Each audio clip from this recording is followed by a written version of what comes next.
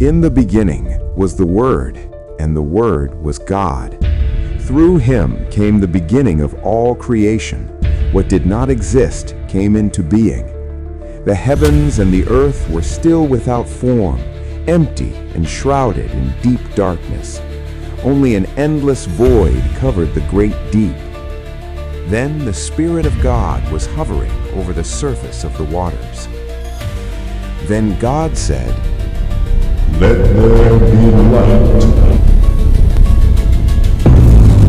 Instantly, a great light burst forth from the midst of the darkness. The light spread slowly, filling the vast emptiness, and there was light. The light was so beautiful that God separated it from the darkness. He called the light day, and the darkness he called night. This was the beginning of the cycle of day and night, the beginning of time, and the first day of creation.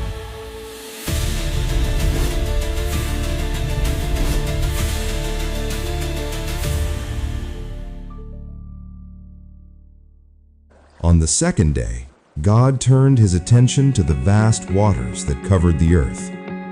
With divine authority, he separated the waters above from the waters below. Then God stretched out the sky like a great expanse over the world, forming the atmosphere between the seas and the heavens. This was the moment when space and order began to take shape. The sky stood firm above the earth, creating room for the world to breathe and for life to one day exist. What was once without structure now had clear boundaries and purpose. And when God saw the sky he had formed and the waters set in their places, he saw that it was good. On the third day, God gathered the waters under the sky into one place, and dry land began to appear. The ground rose from the depths, solid and ready for life. God called the dry land earth, and the gathered waters he called seas. But he was not finished. With a word full of power, God commanded the earth to bring forth vegetation. Soon green life covered the land. Grass spread across the fields. Plants grew in abundance, and trees rose tall, bearing fruit, each according to its kind. The once empty world now showed signs of life and provision, and God looked at the living earth, and he saw that it was good. On the fourth day, God filled the heavens with lights to rule over time. He placed the sun in the sky to govern the day, shining brightly over the earth with warmth and power. Then he set the moon and the countless stars to illuminate the night, spreading them across the dark heavens like jewels. These lights were not only for beauty, but to mark days, seasons, and years. For the first time, the earth moved in a steady rhythm of light and darkness. Time itself now had order.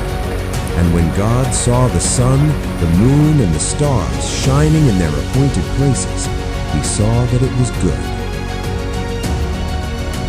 On the fifth day, God filled the seas and the skies with living creatures.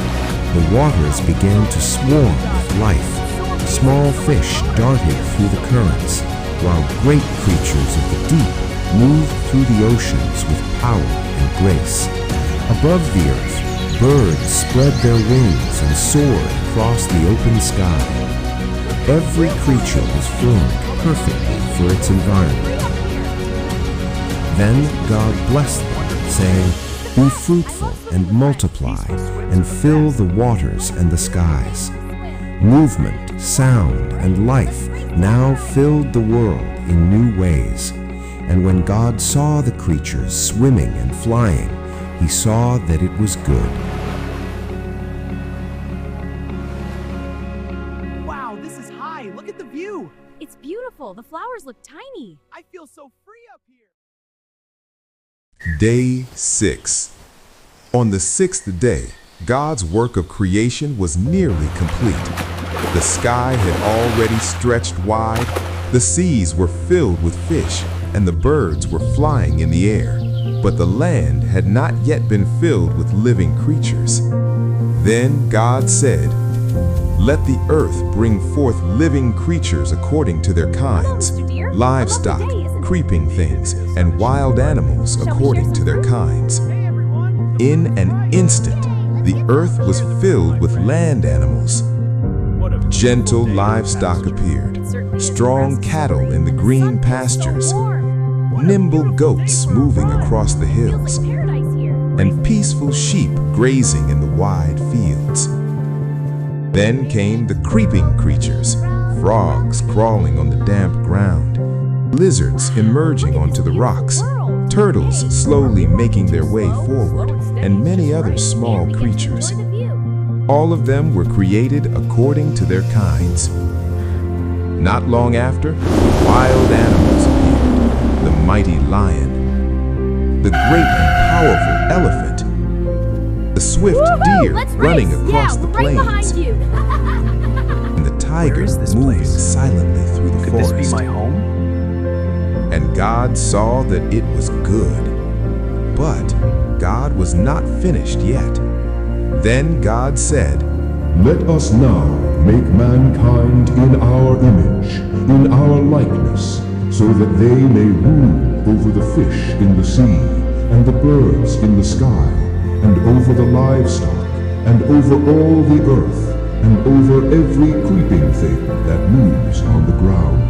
Then God formed man from the dust of the ground. He breathed into his nostrils the breath of life, and the man became a living being.